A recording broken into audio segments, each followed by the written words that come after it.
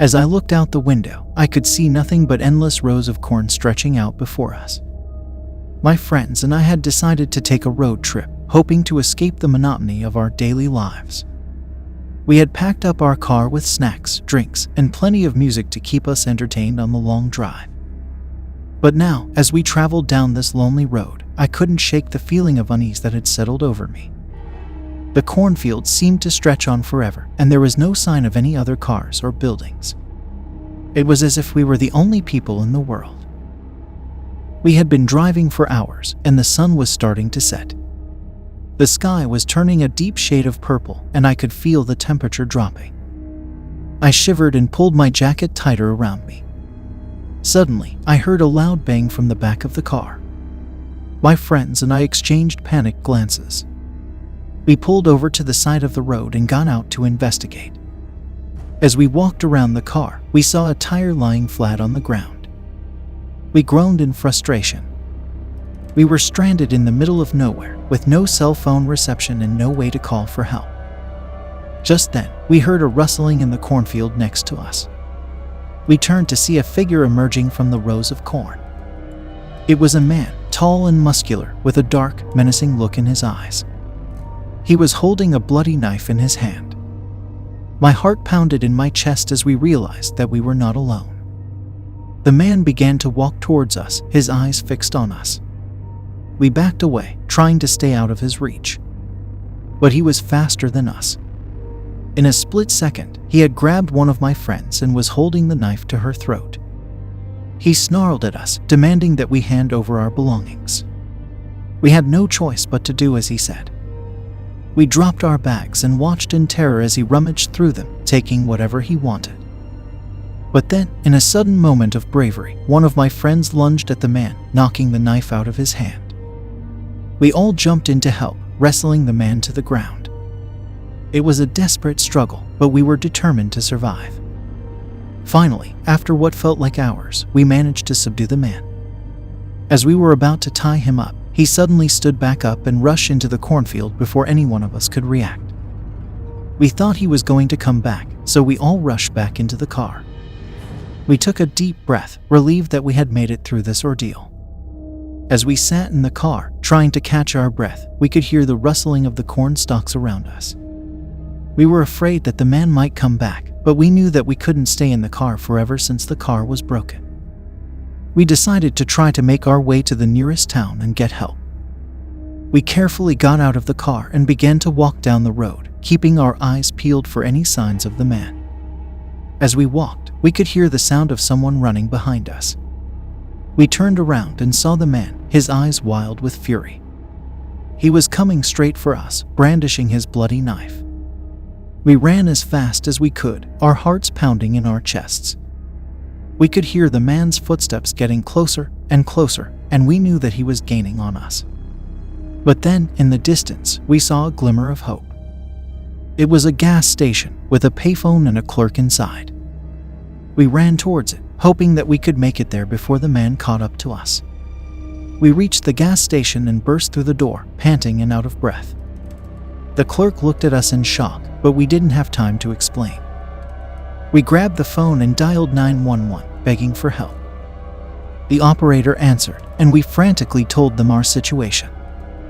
They assured us that help was on the way, and we hung up the phone, feeling a sense of relief wash over us. We sat in the gas station, waiting for the police to arrive. We were shaken, but we were alive. We had survived this road trip, and we knew that we would never forget the terrifying events of that night.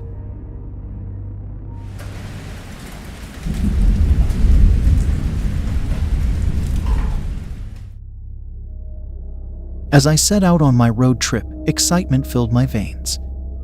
The open road stretched out before me, endless possibilities at my fingertips. I cranked up the music and hit the gas, eager to put as much distance between myself and my mundane life as possible. But as the miles passed, something began to feel off. The radio began to crackle and fade in and out, only playing snippets of songs before falling silent. My GPS started acting erratically, constantly recalculating my route and sending me down strange, unfamiliar roads. At first, I brushed it off as a glitch. But as the sun began to set, and I found myself on a desolate stretch of highway, I couldn't shake the feeling of being watched. My rearview mirror was filled with darkness, and I could swear I saw shadows moving just beyond the reach of my headlights. I tried to pick up the pace, but no matter how fast I drove, the shadows seemed to be gaining on me. My heart was pounding in my chest, and I could feel a sense of panic rising within me. Just when I thought I couldn't take it anymore, I spotted a gas station up ahead. I breathed a sigh of relief and pulled into the brightly lit parking lot, grateful for the opportunity to regroup and calm my nerves. But as I got out of my car, I realized that something was very wrong. The gas station was abandoned, the windows shattered and the doors hanging off their hinges. I could hear something moving inside, and a sense of dread washed over me. I quickly got back in my car and locked the doors, my mind racing. I knew I had to get out of there, but I was terrified to venture back onto the dark, empty highway. As I sat there, frozen with fear, I heard a faint knock on my window. I turned to see a shadowy figure standing outside, its face hidden in the darkness. I screamed and hit the gas, tearing out of the gas station and back onto the highway. I didn't stop driving until I saw the first signs of civilization, my hands shaking and my heart racing. I vowed never to take another road trip again, the fear of what I had experienced still fresh in my mind. As I continued down the highway, my fear only grew. The shadows that had been following me seemed to be getting closer, and I could hear strange, eerie noises coming from outside the car. My mind was filled with horrifying thoughts of what could be lurking in the darkness. I tried to focus on the road ahead, but it was difficult with the constant barrage of strange occurrences. At one point, I thought I saw a figure standing in the middle of the highway, but as I got closer, it disappeared into thin air. I also noticed that the temperature inside my car was dropping rapidly, as if something was actively trying to chill me to the bone. My breath came out in white puffs, and I could see my own breath condensing on the windows. Despite my terror, I pushed on, determined to put as much distance between myself and the mysterious forces that seemed to be following me. But no matter how fast I drove, they always seemed to be one step ahead, taunting me with their presence. I began to question my sanity, unsure if what I was experiencing was real or just a product of my own overactive imagination. But as the night wore on, the evidence of their existence became impossible to ignore. Eventually, I couldn't take it anymore and pulled over to the side of the road, my body shaking with fear. I sat there for what felt like hours, too terrified to move. Just as the first rays of sunlight began to peek over the horizon, I mustered up the courage to continue on my journey. But I knew that I would never forget the terror of that night, and I would always be looking over my shoulder, wondering if the shadows were still out there, waiting for their next opportunity to strike.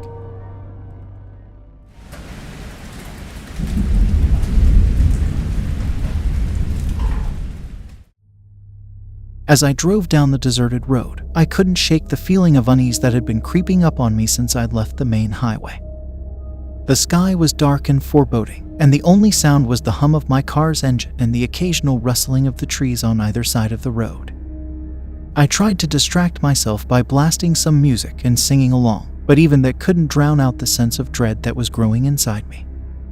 I kept telling myself that I was just being paranoid, that there was nothing to be afraid of on this abandoned road, but my gut instincts were telling me otherwise. As I rounded a bend in the road, I saw something that sent a chill down my spine. Up ahead, there was a lone figure standing on the side of the road, just staring at me. I couldn't make out any details, but something about the way they were standing made me feel uneasy. I tried to speed up and get past them, but they seemed to be blocking my way. I honked my horn and flashed my lights, but they didn't move. I was starting to panic now, and I knew that I needed to get out of there. I slammed on the gas and veered off the road, crashing through the underbrush and trees in an attempt to escape. But no matter how fast I went, the figure seemed to be following me, always just a few steps behind. I finally lost them when I reached the next town, but the memory of that abandoned road and the figure that had been standing on it stayed with me long after I was safe. I never wanted to go back there again, and I never will. But as I continued on my journey, I couldn't shake the feeling that something was still following me. Every time I looked in my rearview mirror, I thought I saw the same figure, always just out of focus. It was as if they were somehow connected to that abandoned road, and they were determined to haunt me until I returned. I tried to ignore it, but it was impossible. Every time I stopped for gas or to rest, I felt like I was being watched. And when I finally reached my destination, I was relieved to be away from that cursed road and the strange figure that had haunted me along the way. But even now, I can't help but feel like they're still out there, waiting for me to return. And I know that I never will. I still have nightmares about that road and the figure that was standing on it, and I can't shake the feeling that I'm being watched. I'm always looking over my shoulder, expecting to see them there, waiting for me. I've even started to question my own sanity. Was it all just in my head? Or was there really something out there, something dark and evil that was stalking me on that abandoned road? I don't know, and I may never find out. But one thing is for sure, I will never set foot on that road again. It's too dangerous, and I fear that I may never be able to escape the terror that lurks there.